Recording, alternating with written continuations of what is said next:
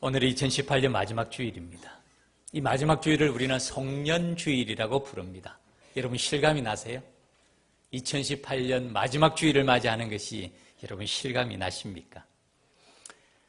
오늘 내일을 지나면 이제 2018년은 영원한 역사 속으로 사라집니다. 한 번 사라지면 다시는 돌아오지 않습니다. 이제 오늘 내일 마지막 시간이 남았는데 이 마지막 시간을 여러분 어떻게 보낼 계획이십니까? 종로로 나가서 보신각의 타종 소리를 들으면 가장 보람되게 마지막 시간을 보내고 새해를 맞이할까요? 아니면 우리 자녀들은 친구들과 망년의 모임을 간다는데 그 일을 보낼까요? 아니면 산을 좋아하시는 분은 높은 산에 올라서 가서 일출을 바라보는 그 시간이 가장 보람된 시간이 될까요? 다 쓸데없는 일입니다. 가장 한 해를 보람되게 마무리하고 새해를 바르게 맞이하는 길은 무엇일까요? 예배입니다. 하나님 앞에서 자기 자신을 돌아보고 예배자로서 자신을 점검하는 일은 아무리 강조해도 지나침이 없습니다. 내일 저녁 11시 반 송구 영신 예배를 드립니다. 바라기는 가족 단위로 앉으세요. 하나님의 말씀, 서로 사랑하라 신령 기도 제목, 소성명, 부수명, 그리고 성명. 여러분 신앙생활 해오시면서 기도 제목을 한번 써본 적이 있으세요? 기도 제목 노트를 가지고 계시면서 거기에 기도 제목을 써본 적이 있으세요? 제자 훈련을 하면서 우리 당회원반, 화요반, 목요반 제가 자주 강조합니다. 기도 제목을 한번 기록해 보세요. 기도 제목 노트를 한번 기록해 보세요. 하나님께서 우리의 기도를 어떻게 들으시는지 여러분 한번 점검해 보고 싶지 않으세요? 한번 해보세요. 정말 하나님이 우리 기도를 들으시는지 한번 체크해 봐야 되지 않겠어요, 여러분? 꼭 기도 제목 한번 써보세요. 이거는 사실 한 장입니다. 이거부터 시작하세요. 그리고 수십 년을 써오시는 분도 있죠. 기도 제목 노트 한번 기록해 보세요. 한 해가 마무리할 때 올 한 해 내가 어떤 기도 제목을 올려드렸고 하나님께서 그걸 어떻게 들으셨는지 한번 보세요. 사람은 기도해 놓고 잊어버립니다. 우리는 잊어버려요. 하나님은 잊어버리실까요? 안 잊어버리실까요? 절대로 안 잊어버리세요. 기도 제목 노트를 다시 점검해 보면 여러분 깜짝 놀랄 겁니다. 깜짝 놀랄 거예요. 그것이 믿음입니다. 2019년 한 해의 기도 제목 꼭 기록하시고요. 가능하면 노트 만드시고 또 송구영신 감사헌금도 있습니다.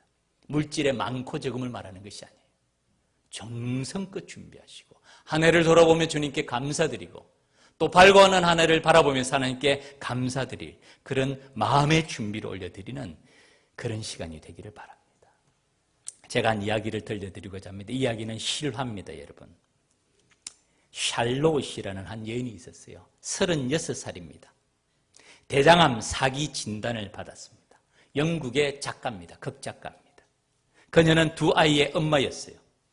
대장암 말기죠. 사기 진단을 받은 후에 간과 폐에 전이가 되었습니다. 2번의 대수술을 하고 25번의 방사선 치료를 받고 39번의 화학요법 키모를 받았다는 것입니다. 그렇지만은 2014년 9월 16일 끝내 세상을 떠났습니다. 그녀가 죽음을 앞두고 자신의 블로그에 작가였다고 말하지 않았습니까? 블로그에 남긴 글이 많은 분들에게 읽혀집니다. 제가 소개해 드릴게요. 살고 싶은 나날이 저리 많은데 저한테는 허락하지를 않네요.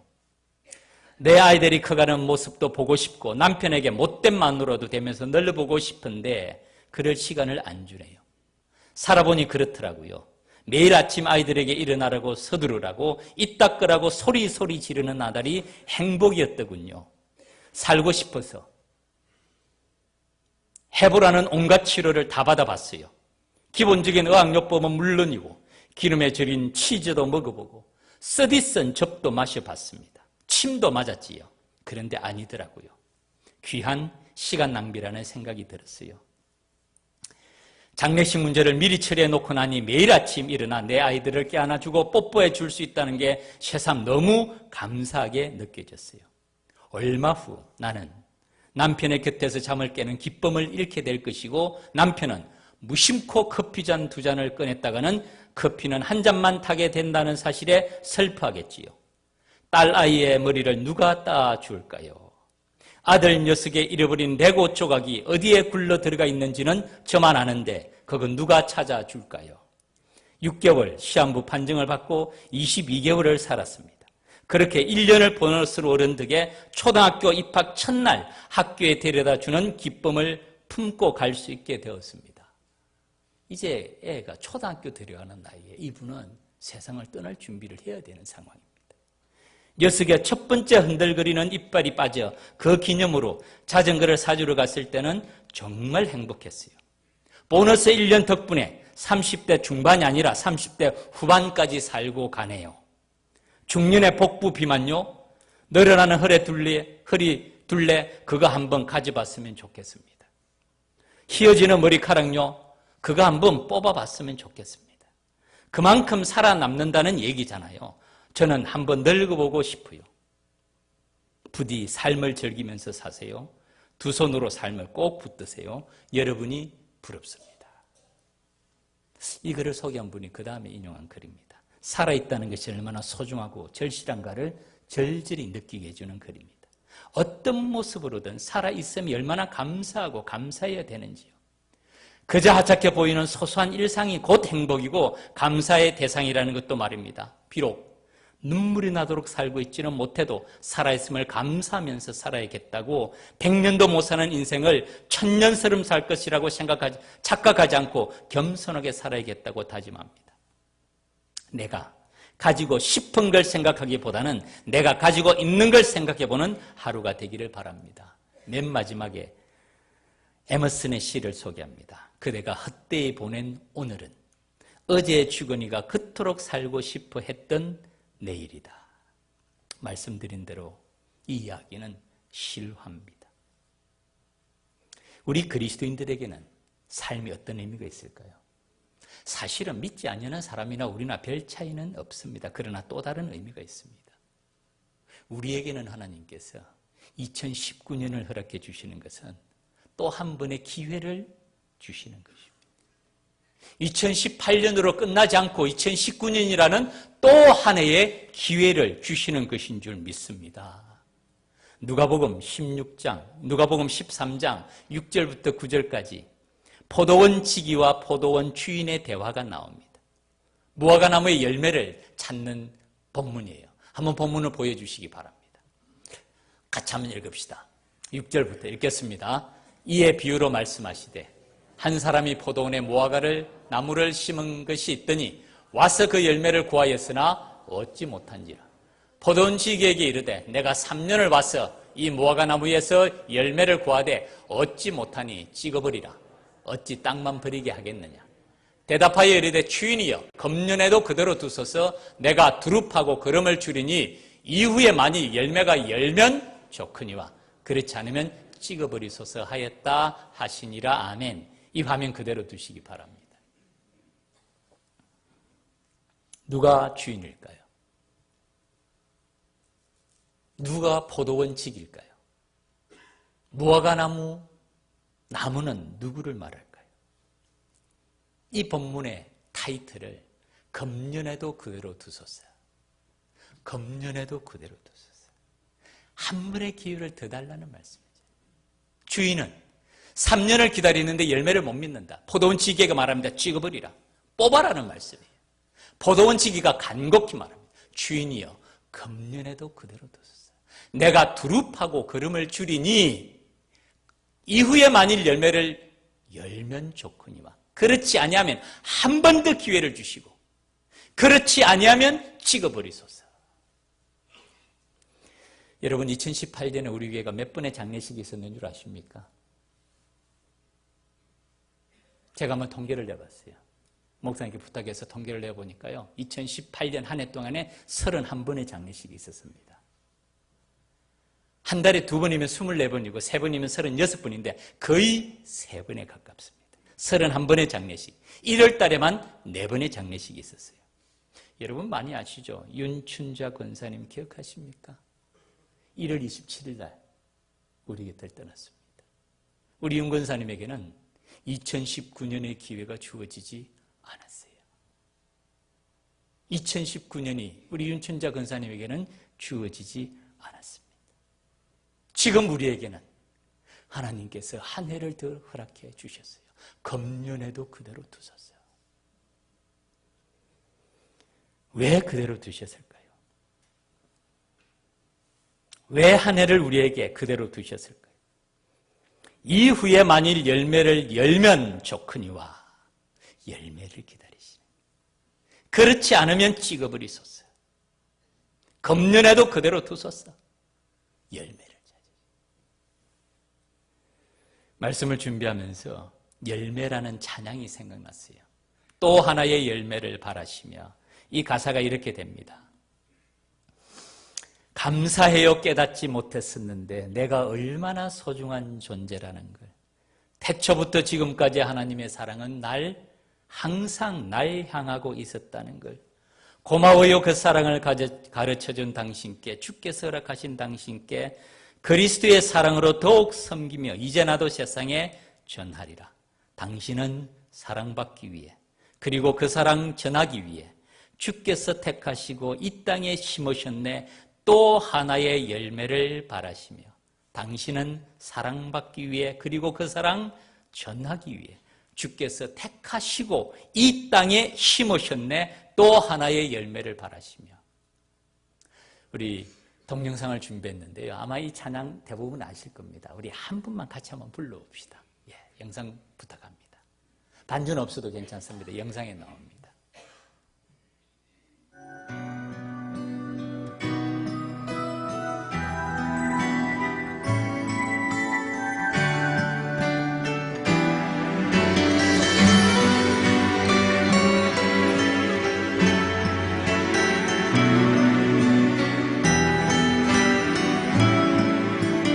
감사해요. 깨닫지 못했었는데 감사해요. 깨닫지 못했어. 내가 얼마나 소중한 존재라는 걸. 내가 얼마나 소중한 존재라는 걸. 태초부터 지금까지 태초부터 지금까지 하나님의 사랑은 항상 날 향하고 있었다는 걸. 고마워요. 그 사랑을 가르쳐준 당신께, 주께서 허락하신 당신께,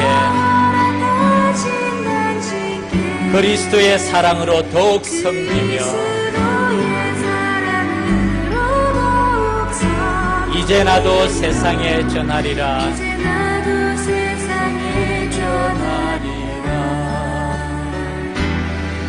당신은 사랑받기 위해, 그리고 그 사랑 전하기 위해 주께서 택하시고 땅에 심으셨네. 또 하나의 열매를 바라시며.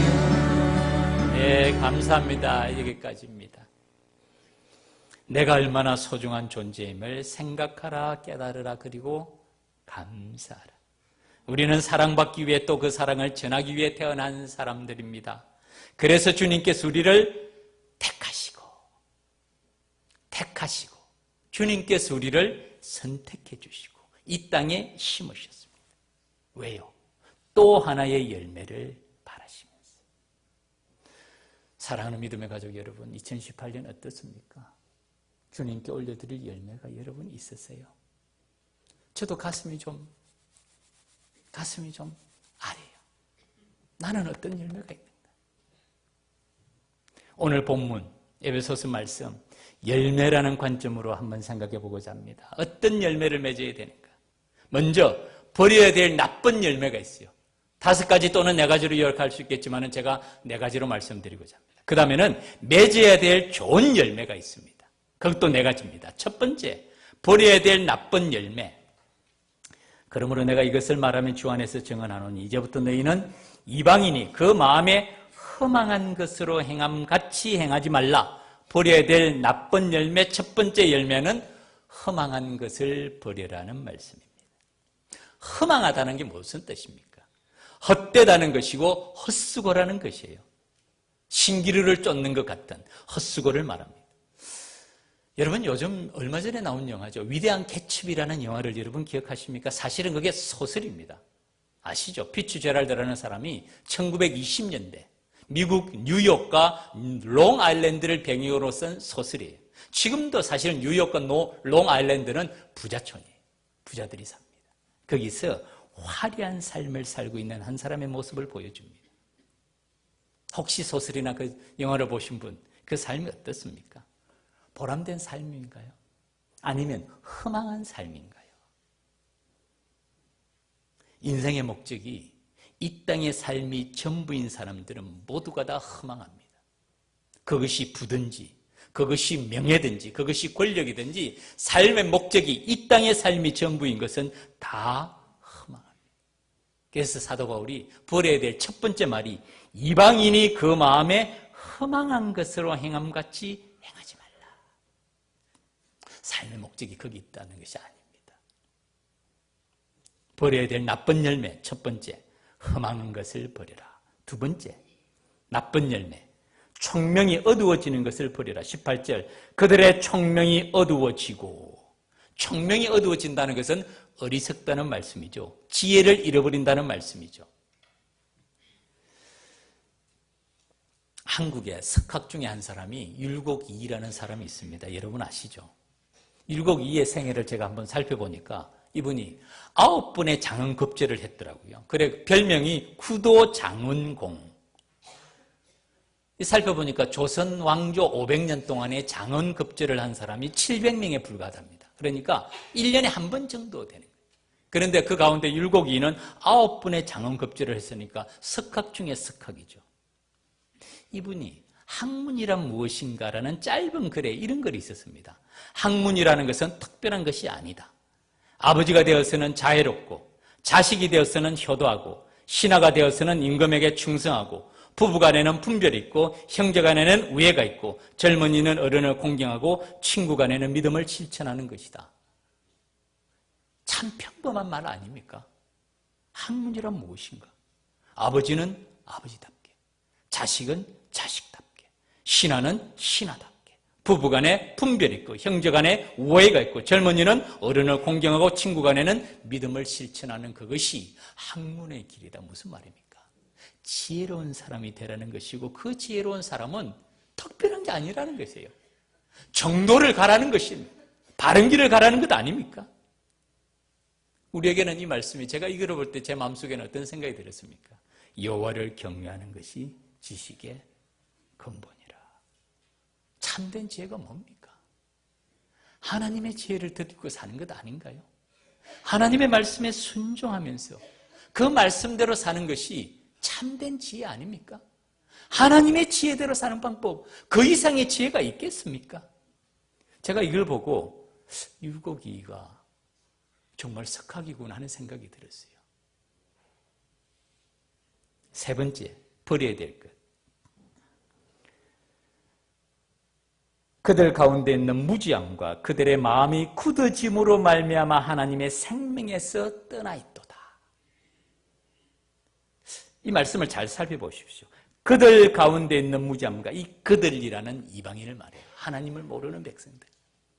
그들 가운데 있는 무지함과 그들, 하나님을 모르는 백성들의 마음이 굳어짐으로 말미암아 결과 하나님의 생명에서 떠나 있다. 제가 두 가지가 생각났어요. 살아있을 때는 우리가 부드럽습니다. 특히 어린 아이들은 말랑말랑하죠. 굳어지 있잖아요. 이 세월이 지날수록 몸이 좀 딱딱해지는 것 같아요. 그런데 정말 생명이 떠나고 나면 몸이 어떻게 되는 줄 아십니까? 점점 굳어진다 그러더라고요. 대체로 3일 만에 장례식을 하기 때문에 저는 직접 봅니다. 우리는 이 관 안에 들어있지만 사실은 미국 문화는 이 관 밖에 드러내 놓잖아요. 사람. 그 뷰잉 서비스, 보는 예배라 그러거든요. 직접 봅니다. 그때까지만 해도 말랑말랑해요. 만지면. 시간이 지날수록 딱딱해집니다. 나무 토막처럼 몸이 굳어진다고 얘기해요. 그래서 이 사망 시간을 측정할 때 굳어짐을 가지고 측정한다는 얘기를 우리 집사님으로부터 들었습니다. 생명이 떠나면 몸이 어떻게 됩니까? 굳어져요. 단단해집니다. 사실은 이 비유가 말씀 가운데 있어요. 네 종류의 밭의 비유. 단단한 밭이 있죠. 어떤 밭이죠? 길가밭이에요. 단단해요. 왜 단단합니까? 많은 사람들이 밟고 지나갔어요. 단단해지. 말씀이 그 안에 떨어집니다. 뿌리를 내릴 수 있습니까? 열매를 맺을 수 있습니까? 못 내려요. 튕겨나가요, 말씀이. 거기에 비해서 옥토는 어떻습니까? 부드러워요.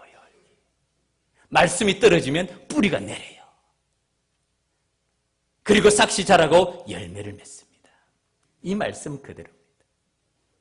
그들 가운데 있는 무지함과 그들의 마음이 굳어짐으로 말미암아 결과 하나님의 생명에서 떠나 있다는 거예요. 육신의 생명을 떠나도 몸이 굳어집니다. 마음이 단단해지면 말씀이 열매를 맺을 수가 없게 됩니다. 그것이 단단한 바. 버려야 될 세 번째입니다. 마지막 네 번째. 19절 말씀. 그들이 감각 없는 자가 되어 자신을 방탕에 방임하여 모든 더러운 것을 욕심으로 행하되, 네 번째 버려야 될 것은 감각 없는 마음을 버려라. 손에 감각이 있다는 것은 축복입니다. 뜨거운 불에 넣었을 때 손이 뜨거움을 느껴야 뜨거라고 빼냅니다. 뜨거운 불에 넣었는데도 손에 뜨거움을 못 느끼면 이건 중병이에요. 큰 병입니다. 이 심각합니다. 감각이 있어야 됩니다. 뜨거운 것, 찬 것, 아픈 것, 아프지 않은 것 느끼는 감각이 있어야 돼요. 여기서는 어떤 감각을 말합니까? 옳고 그름에 대한 분별력, 선한 일과 악한 일에 대한 분별력을 말합니다. 이 감각이 없으면 그들이 감각 없는 자가 되어 자신을 방탕에 방임한다. 옳고 그른 일을 모르는 거예요. 바른 일과 틀린 일을 분별할 수가 없는 거예요. 그래서 자신을 방탕에 방임합니다. 모든 더러운 것을 욕심으로 행할 수밖에 없습니다. 이런 열매, 나쁜 열매를 버려야 된다고 말씀하면서 오직 너희는, 그 이전에는 이방인들, 그들은 이라고 말했죠. 이제는 너희는, 예수 그리스도를 아는 너희는 그리스도를 이같이 배우지 아니하였다라고 말씀을 합니다. 그 다음에 그리스도 자녀답게 맺어야 될 좋은 열매 네 가지를 말씀하는데, 이 네 가지 가운데 두 가지는요, 어떤 열매인 줄 아세요? 말의 열매입니다. 입술의 열매예요. 말의 변화를 말합니다. 첫 번째가 그런즉 거짓을 버리고 각각 그 이웃과 더불어 참된 것을 말하라. 거짓을 버리라. 속임수를 버리라. 윗선을 버리라. 그리고 참된 것을 말하라. 왜냐하면 이는 우리가 서로 지체가 됨이라. 지체라는 몸의 각 부분을 말합니다. 머리 대신 그리스도 안에 있는 우리 모두가 지체이기 때문에 거짓을 버리라. 참된 것을 말하라. 말의 변화. 여러분, 세계의 황금문이라는 글을 기억하십니까? 셰파드라는 사람이 쓴 세계의 황금문. 요약하면 이것입니다. 첫 번째는 그것이 참말인가, 진실한 말인가, 팩트가 사실인가를 확인하라는 거예요. 두 번째는 필요한 말인가. 아무리 참말이라도 불필요한 말이 있어요. 하지 말아야 될 말이 있어요. 필요한 말인가. 세 번째는 친절한 말인가, 덕을 세우는 말인가, 유익을 위하는 말인가. 이것이 바로 그 다음에 두 번째 맺어야 될 좋은 열매 가운데 덕을 세우는데 소용되는 선한 말을 하여 듣는 자들에게 은혜를 끼치게 하라. 우리가 맺어야 될 좋은 열매 네 가지 가운데 두 가지가 말의 열매를 말합니다. 참된 열매를 맺으라. 참된 것을 말하라. 두 번째는 덕을 세우는 데 소용되는 선한 말을 하라. 무릇 더러운 말은 너 입 밖에도 내지 말고. 더러운 말이 어떤 말입니까? 말에 더러운 말과 깨끗한 말이 있습니까? 있습니다. 남을 비난하는 말, 남을 판단하는 말, 다른 사람의 마음에 상처를 주는 말, 좋은 말 아니에요. 선한 말, 어떤 말입니까? 칭찬하는 말, 격려하는 말, 서로서로 위로해 주는 말, 서로서로 세워주는 말. 덕을 세우는데 소용되는 선한 말을 하는 것이 열매라는 거예요.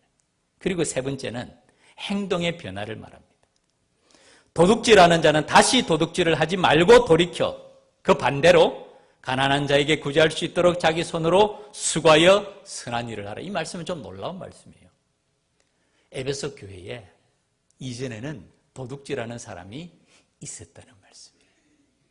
이제는 그 사람에게 다시는 도둑질하지 말고 손으로 수고하여 오히려 다른 사람을 도우라라고 말씀합니다. 이것이 여러분 교회입니다. 이것이 교회예요. 그런즉 누구든지 그리스도 안에 있으면 새로운 피조물이라. 이전 것은 지나갔으니 보라 새 것이 되었도다. 과거에 우리가 어떠한 사람이든지 그리스도 안에서 새로운 피조물로 새 사람으로 변화가 되라는 것이. 그리스도 안에 있으면 누구든지 새로운 피조물이라는 게 바로 이 말씀입니다. 도둑질하는 자는 다시는 도둑질하지 말고 오히려 선한 일을 하여 다른 사람을 돕고 구제하는 사람이 되라. 세 번째, 행동의 변화입니다. 그리고 마지막 네 번째는 마음의 변화를 말합니다. 하나님의 성령을 근심하게 하지 말라. 그 안에서 너희가 구원의 날까지 인치심을 받았느니라. 인치심을 받았다는 말이 무슨 뜻인지 알죠? 도장을 찍었다는 말씀이에요. 하나님의 성령을 근심하게 하지 말라. 하나님의 성령이 어디 계시죠?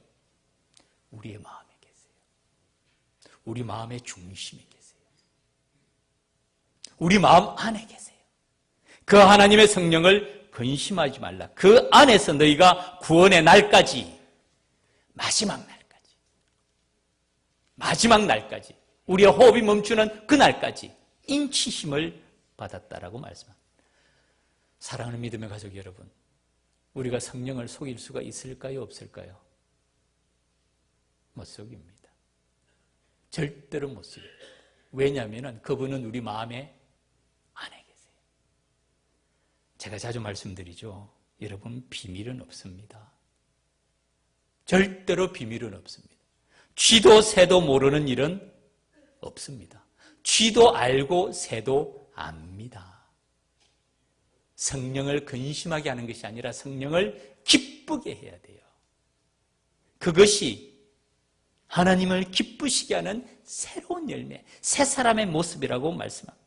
그리고 맨 마지막에 31절, 32절 한 번 더 요약합니다. 너희는 모든 악독과 노함과 분냄과 떠드는 것과 비방하는 것을 버리라. 모든 악의와 함께 버리고 그 다음에 입어야 될 새로운 모습, 서로 친절하게 하며 불쌍히 여기며 서로 용서하기를 하나님이 그리스도 안에서 너희를 용서하심과 같이 하라.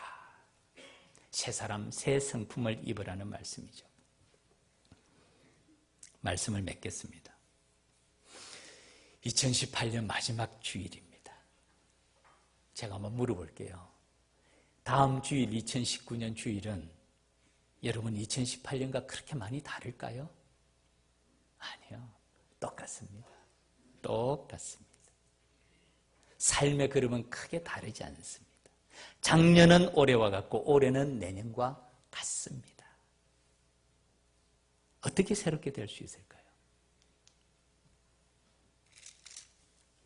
너희는 유혹의 욕심을 따라 썩어져가는 구습을 따르는 옛사람을 벗어버리고, 옛사람을 벗어버리는 방법이 23절 오직 너희 심령이 새롭게 되어, 오직 우리의 마음이 새롭게 되어 그 다음에 하나님을 따라 의와 진리의 거룩함으로 지으심을 받은 새 사람을 입어라. 오늘 말씀의 제목이 옛사람과 새사람입니다. 옛사람을 벗어버리고 새 사람을 덧입는 것은 세월이 바뀌어져서가 아니에요. 환경이 달라져서도 아닙니다. 오직 너희의 심령이 새롭게 되어 우리 마음을 새롭게 하라는 것입니다.